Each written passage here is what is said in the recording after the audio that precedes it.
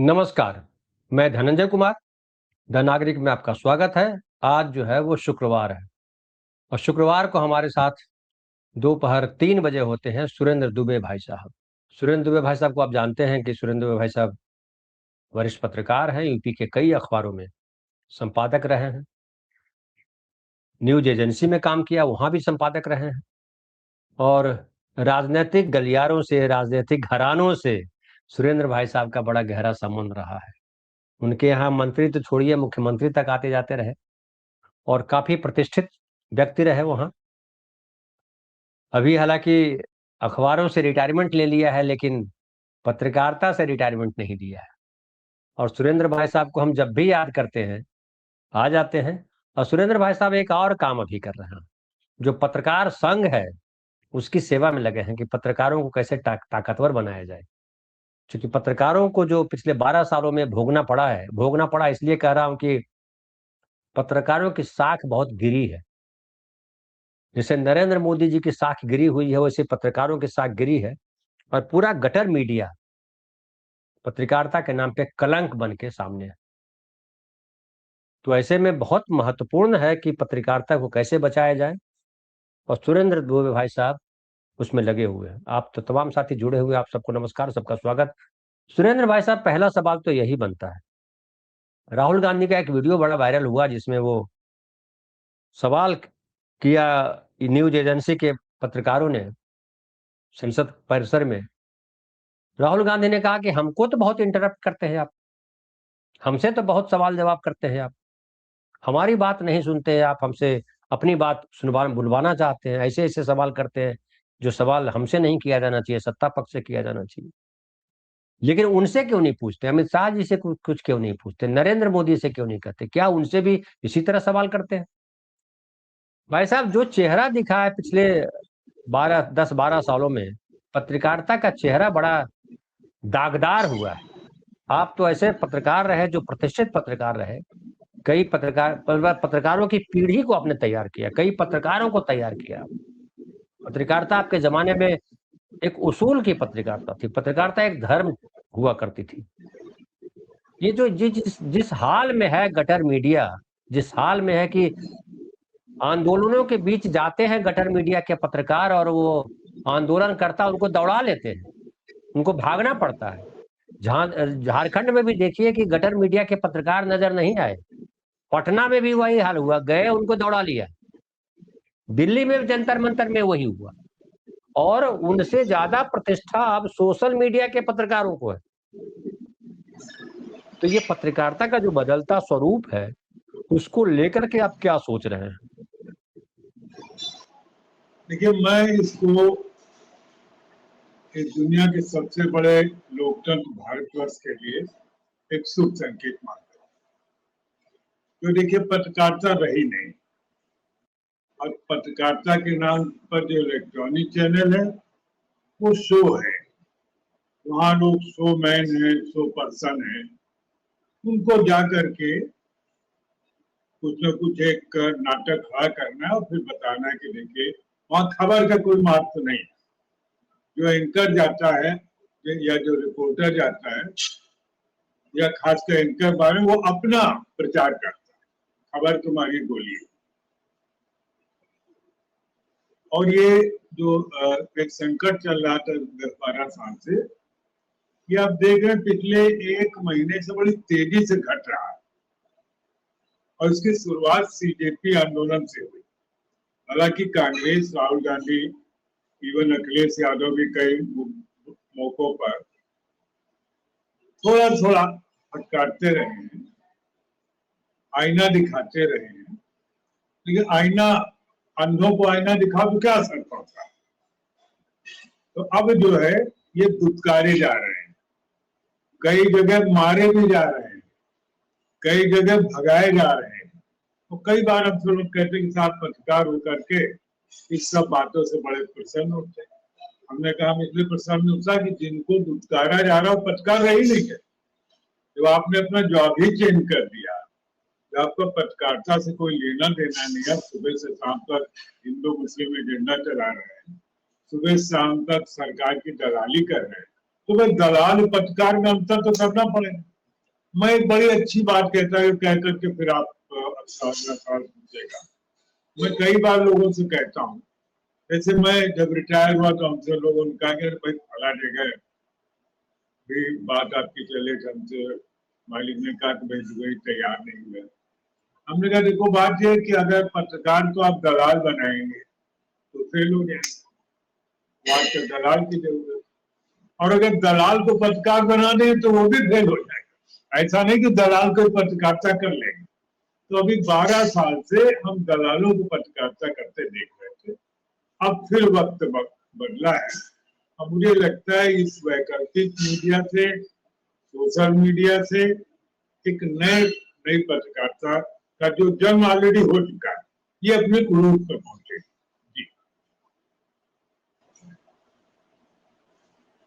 इलाहाबाद का एक वीडियो बड़ा वायरल हो रहा है। कल जो है इलाहाबाद के छात्रों ने प्रदर्शन किया है, मैं वीडियो आपको दिखाता हूँ। और आप जो कह रहे थे कार्यक्रम शुरू करने से पहले कि अब जेन अल्फा भी जो है वो सड़क पे निकल आए हैं। पहले ये जेन जी को देख लीजिए, जेन जेड को पहले देख लीजिए, फिर अल्फा पे बात करेंगे। देखिए ये वीडियो जो है, ये आप देख सकते हैं सारे छात्र आज विश्वविद्यालय में छात्र संघ बहाली और 24 घंटा लाइब्रेरी खोलने के लिए, इसके अलावा जो सीटें कम की जा रही है विश्वविद्यालय में उसके लिए निकाला गया है। ये आप देख पा रहे होंगे, ये देखिए हजारों छात्र हैं इसमें, ये सारे लोग निकले हुए हैं।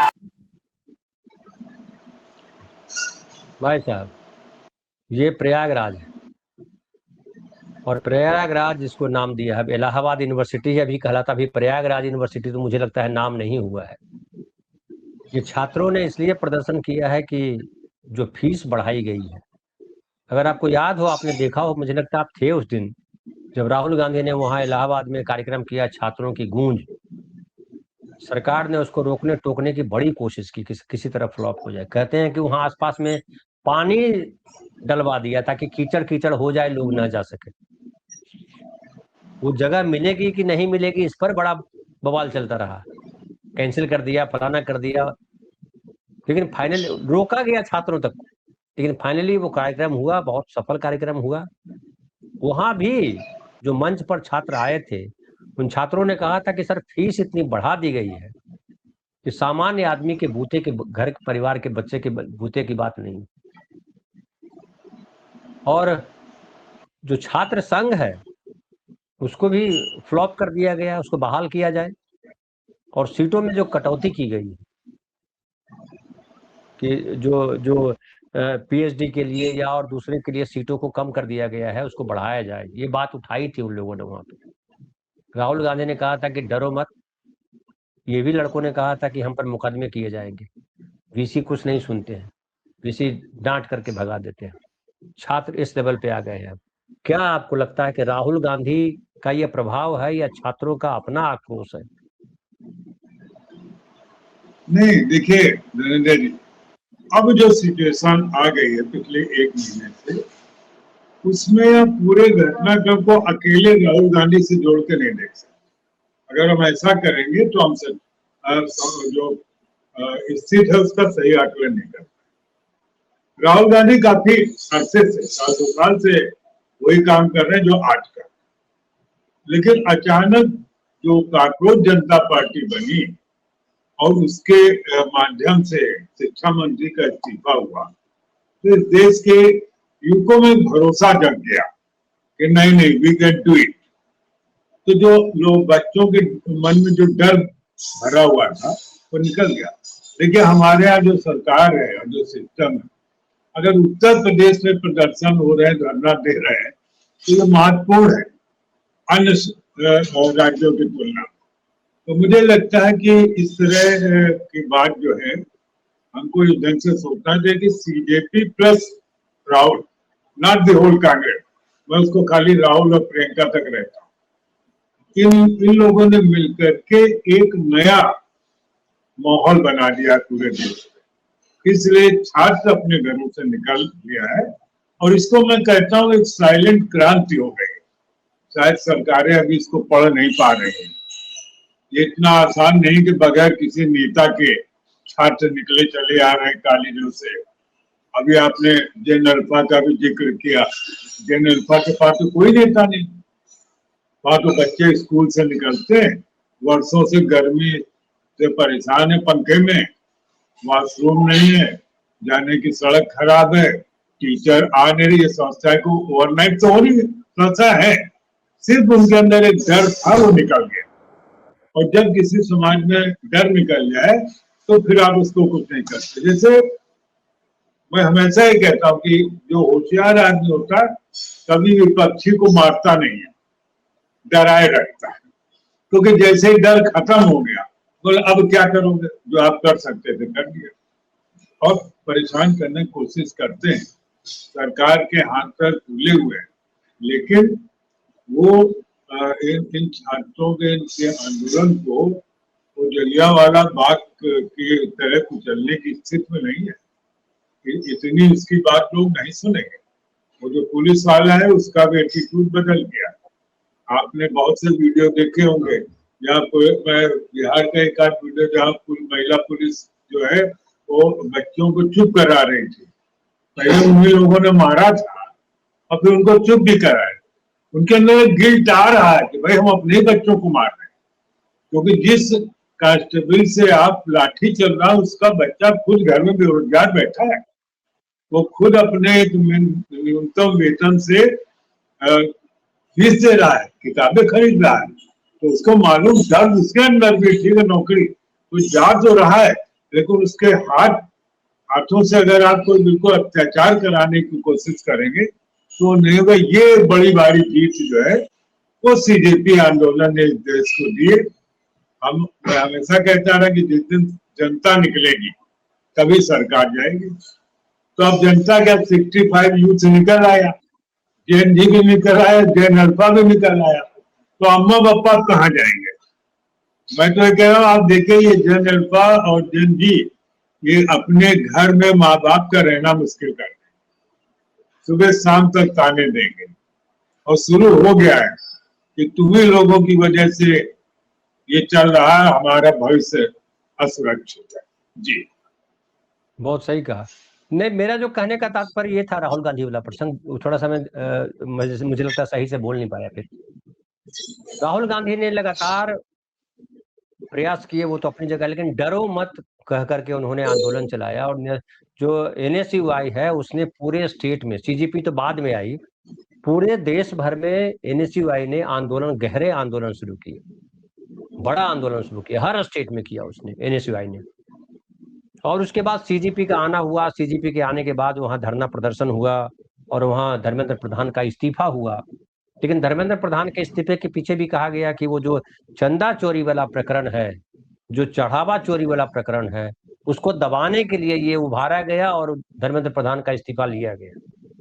लेकिन राहुल गांधी ने जो किया कि एक तो छात्रों की गूंज कार्यक्रम किया, दूसरा उन्होंने एक बड़ा महत्वपूर्ण काम किया है जो छात्रों को मंच पर लेकर के आते हैं, एक पूरा लीगल सेल बनाया एनएसयूआई ने और मिलकर के, और जहां भी किसी छात्र को प्रताड़ना मिली, छात्र के पीछे गए, मुकदमा हुआ, मारपीट हुई, तो यूनिट जो छात्र संघ के साथ जो खड़े लोग हैं और जो कानूनी सहायता भी देने की तैयारी की। तो उससे क्या हुआ कि आमतौर पे समझिए हम जुलूस में जाते हैं, प्रदर्शन में जाते हैं, और फिर पुलिस टारगेट करती है, हमारे घर आ गई और हमको उठा करके ले गई, यहाँ पर मुकदमा 2 दर्ज कर दिया। अब लड़ने वाला कौन हमारे लिए? कोई लड़ने वाला नहीं है। तो अगली बार हम जाएंगे नहीं, या हमको देख करके 50 लोग नहीं जाएंगे, नहीं यार केस मुकदमा में अपने को पढ़ना नहीं है। पुलिस ने धमकाया भी लोगों को कि भैया तुम मुकदमे में फंस जाओगे तो करियर खराब हो जाएगा। जो नेताजी हैं वो 50 मुकदमा लेकर के मुख्यमंत्री बन जाते हैं, और जो आम आदमी है वो उसको नौकरी भी नहीं कर सकेगा एक मुकदमा हो जाने से। ये हमारे देश का तंत्र है। तो ये जो राहुल गांधी ने कहा कि हम उनके लिए लड़ेंगे और उन छात्रों से बाकायदा मिले, आप याद कीजिए रिया हीर, यहाँ महाराष्ट्र मुंबई की लड़की जिसने गाड़ी रोकी शिवाजी पार्क में, जो पुलिस उठा करके ले जा रही थी आंदोलनकारियों को, अकेले गाड़ी रोक दी, सबको उतार दिया गया, उसको पुलिस ने एफआईआर दर्ज किया और डराने की कोशिश की। लेकिन उस लड़की को राहुल गांधी ने प्रेस के सामने लाया और उससे बात की, तो वो एक बड़ा रहा, आधार रहा, वो मैं बताना चाह रहा था। खैर, लेकिन दूसरी नहीं नहीं, महत्वपूर्ण बात, मैं ये कह रहा हूँ कि दोनों चीजों का कंबाइंड इम्पैक्ट है। आप बिल्कुल दोनों बिल्कुल, चीजों को आइसोलेट करके नहीं देख सकते। देखिए, सीजेपी के लोगों पर भी मुकदमा हुआ। आज की खबर है कि वो लोग उन लोगों को हॉल नहीं कोई बुक करने दे रहे हैं। वो हाँ पार्क हाँ, में गए, पार्क से भाग गए, परसों नहीं मिला बुक करने, बिल्कुल सही है जी।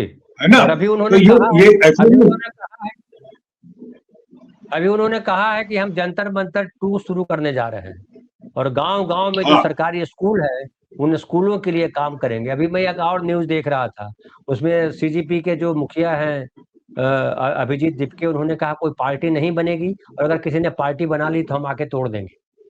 उसके अलावा झारखंड का जो आंदोलन हुआ भाई साहब, झारखंड के आंदोलन में गैर बीजेपी सरकार है, वहां झारखंड मुक्ति मोर्चा और कांग्रेस की सरकार है। राहुल गांधी पे प्रेशर आया, राहुल गांधी का प्रेशर झारखंड गया, और असर हुआ कि वहां जंतर मंतर वाली स्थिति दोहराई नहीं गई। वो जो बर्बरता थी वो बर्बरता झारखंड में नहीं आई, और बाकायदा छात्रों से बात की गई, कई सारी मांगे पूरी की गई। अब कुछ लोग एक मांग पे अड़े हैं कि सीबीआई जांच कराओ, सीबीआई जांच कराओ। सीबीआई को लेकर के पॉलिटिसाइज किया हुआ आप भी जानते हो, उस पर बोल भी दीजिएगा आप। तो क्या आपको लग रहा है कि आपके प्रदेश के भीतर भी ये चेतना आई है कि अब नहीं, छात्रों से लड़ करके देखिए सरकार नहीं चलाई जा सकती? देखिए, हमारे यहाँ ये चेतना तो अभी नहीं आई है। मैं आपको अच्छा, वो साफ बता दूं, हमारे यहाँ उतने ब्लड लोग हैं।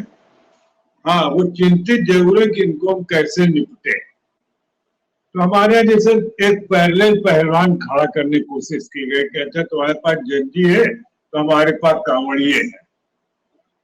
तो जगह जगह पर कांवड़ियों का स्वागत करना, उनका प्रशस्ति गान करना, ठीक। तो ये दिखा रहे कि तुम्हारे जंजी वो, हमारे जंजी ये। हम चेतना जागृत तब मानते कि जब वो, लेकिन अब जो नहीं कर पा रहे हैं, अब वो 8 साल के बच्चे पहुंच जा रहे हैं डीएम के घर के बाहर और मुर्दाबाद जिंदाबाद कह रहे हैं, तो कैसे लाठी चलाएंगे? अगर पुलिस को आप कहेंगे तो भी एक स्थिति के बाद आप नहीं चला सकते ना।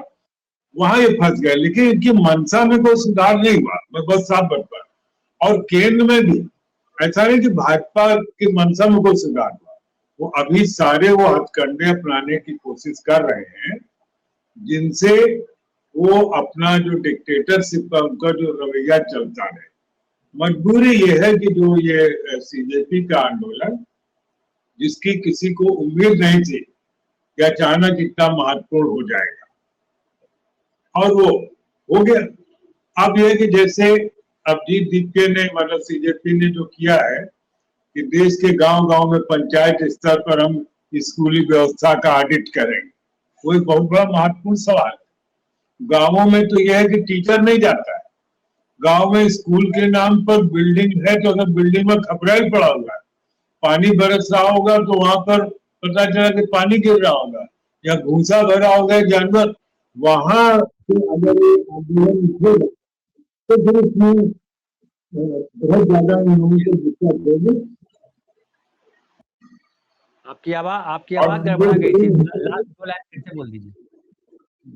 हाँ, मैं कह रहा हूँ कि ये जो पंचायत स्तर पर ये सीजेपी वाले ले जा रहे हैं वहां, मैं इनकी बुद्धिमत्ता की तारीफ करता हूँ। देखिए, तितरफा आपको एक बात माननी पड़ेगी कि इसके पहले मीडिया को कोई इस ढंग से दुत्कार नहीं पा रहा था। जंतर मंतर आंदोलन के पहले गुस्सा था, सब में था। जब एक जगह से सपोर्ट मिला, ये लगा तो अब उनको दुत्कारा जा रहा है, ठीक है ना।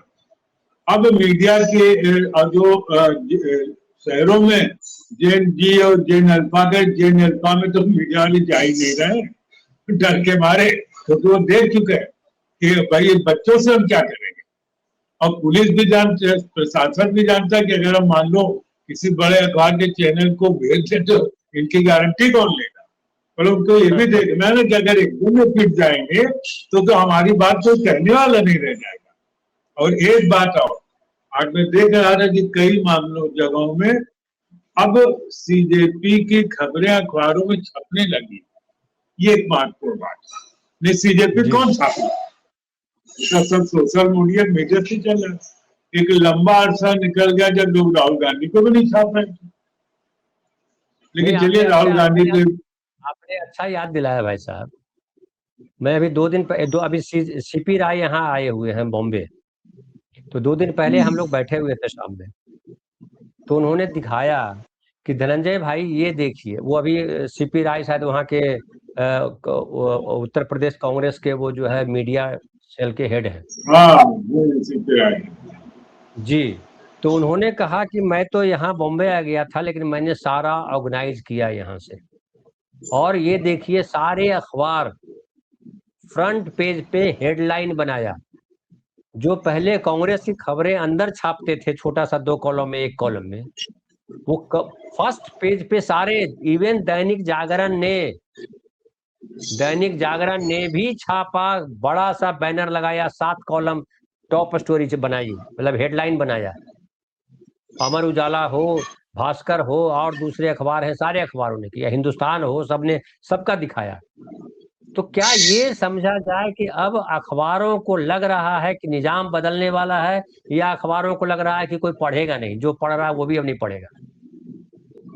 जी देखिए, बात ये है कि चाहे अखबार हो चाहे चैनल हो, आखिर है तो उनका धंधा ही, कोई पत्रकारिता नहीं कर रहे हैं, बिजनेस कर रहे हैं। ठीक, तो बिजनेसमैन सबसे पहले अपना धंधा देखता है। अब अगर आप इस सीजेपी को नहीं छापेंगे, कांग्रेस को नहीं छापेंगे, सपा को नहीं छापेंगे, तो आपका चैनल कौन देखेगा, आपका अखबार कौन पढ़ेगा? अखबार में तो फिर भी सम्मावना होती कि लोकल न्यूज है, स्पोर्ट्स की न्यूज है, शेयर मार्केट की न्यूज है, तो कुछ पढ़ने के लिए स्कोप रह जाता है। चैनल में तो भी नहीं, उनको वहां से कोई लेना देना नहीं। तो अब ये अखबारों में जो इन लोगों को जगह मिलने लग गई है, वो ये बताता है कि अखबार वाले समझ गए हैं कि अब माहौल बदल रहा है, और अगर हम नहीं ये बदल तो पूरी तरह से जाए। देखिए हमारे यहाँ तो देखिए आप पढ़ाई हुआ आंकड़े कि 8 साल में लगभग 1100 करोड़ रुपए खाली विज्ञापन पर खर्च किए गए, प्रधानमंत्री से आगे। ये तो उस डिटेल से हमें पता चला कि यार इसने बाबा जी जो है, जो खाली लुंगी पहनते घूमते हैं, इनको अपना चेहरा दिखाने की इतना शौक है कि 900 करोड़ रुपए पर ईयर खर्च किए। वो अपना जो मोदी भैया थे वो पीछे रह गए इस मामले में, लेकिन तो पैसे के लिए कर रहे हैं। आपके उत्तर प्रदेश का पोस्टर बंबई में भी लगता है, बसों में, ट्रेन, रेलवे स्टेशनों पर, सड़कों पर, बॉम्बे में भी उत्तर प्रदेश चमक रहा है वाला पोस्टर। जी जी। तो ये इस वजह से, इसलिए कि मुंबई में भी उत्तर प्रदेश के लोग बहुत है ना, उत्तर प्रदेश बिहार के, उनको भी इम्प्रेस करना रहता है। तो जो इनका एक चक्कर था कि भाई बढ़िया बढ़िया दिखाते रहो, सब बढ़िया रहेगा, वो दौर से देखिए नरेंद्र भाई चला गया। अब परिवर्तन की लहर दौड़ चुकी है, और मैं बाकी सब चीजों को कुछ नहीं मानता हूँ, जेन जी को भी नहीं मानता हूँ। जब से हमने जेन अल्फा को निकालना शुरू देखा, तो भी जेन अल्फा आपके घर की यूनिट है। बड़ा लड़का जो है वो तो हो सकता है जो पिताजी से नाराज होकर घर के बाहर चला जाता, लेकिन वो चुन्नू मुन्नू तो घर ही में रहते। और वो चुन्नू मुन्नू जब दिन भर अपने पापा मम्मी को बताएंगे या दिखाएंगे कि देखो पुलिस ने मारा, इसीलिए चुन्नू मुन्नू पर कोई कार्रवाई नहीं हो रही। वहां सिर्फ उनको समझाया जा रहा है, कन्विंस किया जा रहा है, और जो तुरंत हो सकता है, पंखे नहीं गए पंखे लगा देंगे, क्लासरूम नहीं उसको फटाफट बनवाए दे रहे हैं। कई जिलों में तो हुआ कि डीएम ने कहा अरे ठीक है 1 किलोमीटर सड़क हम रातों रात उल्टा सीधा पैक करके कर दे ताकि बहुत खुले न। लेकिन अब एक बात क्या कहते हैं मार्केट में आ गई, तो एक बार ये कहते हैं ना कि अगर बहुरिया ने घूंघट उठा के घर के बाहर देख लिया, तो फिर अब आप उसको घूंघट में अंदर घर रख नहीं सकते। तो बच्चे जब एक बार निकल लिए और उनको एक कॉन्फिडेंस बढ़ गया कि भाई हमारी बात सुनी जा सकती है और सुनी जा रही है, और ये बड़ी महत्वपूर्ण बात है जेन अल्फा की। अब जेन डी तो ठीक है, पढ़े लिखे लोग हैं जो भी कर रहे हैं, और आप देखिए क्या कि इनमें जो इसका पढ़ा लिखा क्लास और बड़े व्यापक व्यापक वीडियो आ रहे हैं, हिम्मत शो करते हैं। आज मैं वीडियो देख रहा था, शायद झारखंड का है, एक लड़का गया पुलिस वाला एक छाता लिए खाली खड़ा हुआ है, उससे पूछे क्यों भाई आज क्या लाठी आठी चार नहीं होगा, आप अकेले ही आ गए, हम जो सोच रहे कुछ लाठी आठी बरसेगी तो थोड़ा मजा आएगा। ये बातें ये बताती हैं कि बच्चे कितना इसको भी इंजॉय कर रहे हैं। भाई आप हमको बेकार बेरोजगार रखे हुए, हम इसको भी इंजॉय कर रहे हैं, आप हमको पढ़ने नहीं दे रहे, हम उसको भी इंजॉय कर रहे हैं, अब हम इसको भी इंजॉय कर रहे हैं कि आप लाठी मार रहे हैं। तब हम बच्चे जाके पूछते हैं कि अंकल कितने बजे शुरू होगा बता दीजिएगा पहले ही। उस पुलिस अफसर से डंडा हाथ में लो तब लड़की कह रहे इसी से मारेंगे ना तब शुरू करेंगे, बताइए आज हम लोग प्रोटीन एक्स खा के ये बातें बिल्कुल लड़की ने कहा जंतर मंतर पर। देखिए ये बातें उस पुलिस के मनोबल को गिराती है, उसकी हिम्मत दबाव देने लगती है कि हम कैसे अपने बच्चों को मारें, क्योंकि समस्या उसकी भी है, ऐसा नहीं कि जो आप चाहेंगे वो करवा लेंगे। ये सुरेंद्र भाई साहब, समस्या जो लाठी चलाने वाले, जो आगे लड़ने वाली पुलिस है, वो कमिश्नर साहब आके लाठी नहीं चलाते, नहीं एसपी साहब लाठी चलाते। लाठी चलाने का काम वो सिपाही, हवलदार, दरोगा, सब इंस्पेक्टर करता है। और ये सब इंस्पेक्टर जो है पिछले 12 सालों में आए हुए ज्यादा हैं, कितनी नौकरियां किस तरह से नौकरी हासिल की उनको भी पता है। उसके अलावा ये भी पता है कि जिनके जो पहले से 20 साल से नौकरी कर रहे हैं या 25 साल से नौकरी कर रहे हैं, उनको ही पता है कि उनका बेटा भी बड़ा हो रहा है, पढ़ रहा है, तो कैसे पढ़ेगा, कहाँ नौकरी मिलेगी। हम तो दरोगा कोई तरह से बन गए, हम तो हवलदार कोई तरह से बन गए, लेकिन अब ये कैसे बनेगा चिंता उनको भी है। इसीलिए जंतर मंतर पर पुलिस की जगह पे उन्होंने, भाजपा वालों ने, आरएसएस वालों ने अपने गुंडे घुसाए जो बिना वर्दी के थे, क्योंकि इसीलिए लाए गए। और झारखंड में वो नहीं थे, पटना में जहां मारपीट हुई है, पटना में भी लोगों ने बड़ा उसका विरोध किया है। तो एक आखिरी सवाल, वो एक बड़ी मतलब एक जेन्युइन सी बात है, जिनको हाथ में आपने लाठी दी है उनको मालूम है कि हमारे बच्चे भी यही समस्या फेस कर रहे हैं। तो आप जब अपनी जब आप देख रहे हैं कि आपका भी बच्चा यही कर रहा होगा तो फिर बड़ा मुश्किल होता है, आप उसको आसानी से दबा नहीं सकते जो कर।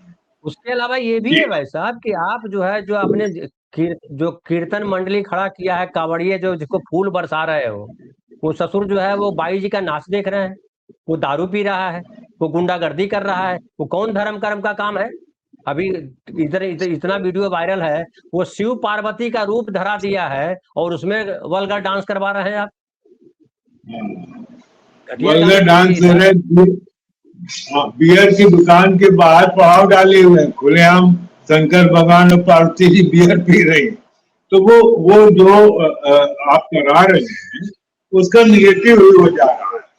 तो आप देखिए सर, जो ये छात्रों का आंदोलन ये फ्रंट पर है, लेकिन उसके बैक ड्राफ्ट में मंदिर चोरी का गुस्सा है, उसके बैक ड्राफ्ट में भगवान के नाम पर जो हुल्लड़ हो रहा है उसका गुस्सा है, उसके बैकड्राफ्ट में जो भगवान के नाम पर जो आतंक मचाया जा रहा है उसका गुस्सा है। ऐसा थोड़ी, वो सब चीजें धीरे धीरे उभरती रहती मन में, और जब एकदम से आदमी परेशान हो जाता है तो विस्फोट होता है।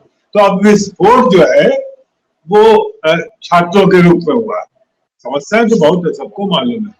अभी मैं देख रहा था, बड़ा मुझे वो लग रहा था कि बताइए इस देश में लाखों स्कूल है जहाँ टीचर नहीं, पढ़ाई नहीं होती, और इस देश में लाखों लोग हैं जो टीचर की ट्रेनिंग लिए बीएड एमएड किए बैठे, उनको आप नौकरी नहीं दे रहे। क्या मतलब है? अगर हम ये समझे कि फोर्स नहीं है, आप कार्यक्रम करते तो आपको 4 पत्रकार चाहिए रोज, ये करोड़ों बच्चे हैं जो अभी भी स्कूल नहीं जाते हैं, उसको कैसे छोड़ दिया आपने? हाँ हाँ करोड़ों बच्चे इस देश में हैं जो स्कूल नहीं जाते हैं। हाँ हाँ। एक आखिरी सवाल, 2 लाइन का जवाब दीजिएगा, 4 लाइन का, ज्यादा नहीं। कि क्या आपने कहा कि सरकार को चिंता नहीं है, आपकी सरकार को, उत्तर प्रदेश की सरकार को, चुनाव है फरवरी मार्च में, चिंता नहीं है तो क्या है, आत्मविश्वास है कि फिर जीत लेंगे? हाँ, कहीं आत्मविश्वास डिगा है कि उनको लगता है कि नहीं, ये ज्ञानेश कुमार ये तुम्हारी नैया पार लगाई देंगे। ये जो हमारे 82 करोड़ लोग, मतलब उत्तर प्रदेश के जितने भी करोड़ों जो मुफ्त राशन पा रहे हैं, ये जो हमारे अन्न भक्त हैं, ये हमको जिता देंगे, ऐसा इनको विश्वास है। लेकिन विश्वास में कमी आई है, क्योंकि उनको भी दिखाई पड़ रहा है। अंधे को भी, देखिए, एक प्रकृति का नियम है, अंधा भी जब सूरज निकलता है तो उसको आभास हो जाता है कि सूरज निकल आया, जबकि उसकी आंखें नहीं होती। और जब रात को अंधेरा होता है तो उसको एहसास हो जाता है कि अब अंधेरा हो गया। तो इन अंधों को भी मुझे लगता है ऐसा पता चल गया होगा। बाकी ठीक है, देखते नहीं चलेगा जीवन क्या करें। ठीक है। बहुत बहुत धन्यवाद भाई साहब, आप आए और आपने बात की, उत्तर प्रदेश और देश की स्थिति बताई। आप साथी जो जुड़े हुए, आप सबका भी आभार, बहुत बहुत धन्यवाद। और मिलते हैं फिर शाम की चौपाल में। बहुत बहुत धन्यवाद।